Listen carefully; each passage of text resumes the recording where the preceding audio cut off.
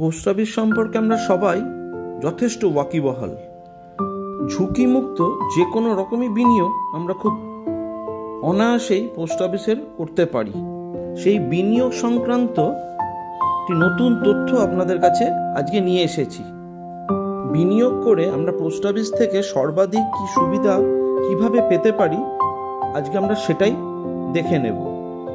প্রতিবারের মতন এবারও অনুরোধ রইল, যদি ভিডিওটা ভালো লাগে তাহলে অবশ্যই লাইক, শেয়ার ও কমেন্ট অবশ্যই করবেন। দেখে নিই তাহলে এই ভিডিওতে কি রয়েছে। প্রতি মাসে পাবেন 20,000 টাকার বেশি।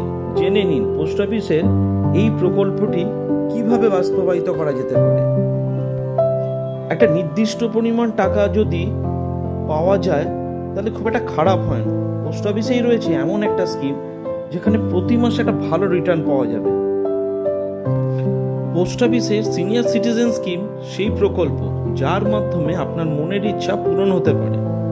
প্রতিটি ভারতীয়র কাছে এই স্কিম একটি নতুন আশার দিক, যেখান থেকে সকলের জন্য নিশ্চিত রিটার্ন মিলতে পারে।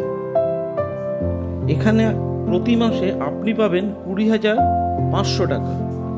এখানে সুদের হার রয়েছে 8.2% করে। যে কোনো সরকারি স্কিমের তুলনায় এই সুদের হার সব থেকে বেশি। যদি আপনি এখানে 30 লক্ষ টাকা বিনিয়োগ করতে পারেন তাহলে আপনি 2,46,000 টাকা সুদ হিসাবে পেতে পারেন। এরপরই প্রতি মাসে আপনি 20,500 টাকা করে পেতে পারেন। এখানে প্রথমে সর্বোচ্চ বিনিয়োগ 15 লক্ষ টাকা ছিল, তবে সেই টাকার পরিমাণ বেড়ে বর্তমানে 30 লক্ষ টাকা করা হয়েছে। এখানে টাকা ম্যাচিওর হবে 5 বছরে। এরপর আপনি আরো 3 বছর ধরে এটিকে টেনে নিয়ে যেতে পারেন। যাদের বয়স 60 বছর তারা এখানে টাকা বিনিয়োগ করতে পারেন। যারা ভলেন্টিয়ার রিটায়ারমেন্ট নিয়েছেন 55 থেকে 60 বছরের, তারাও এই সুবিধা পেতে পারেন।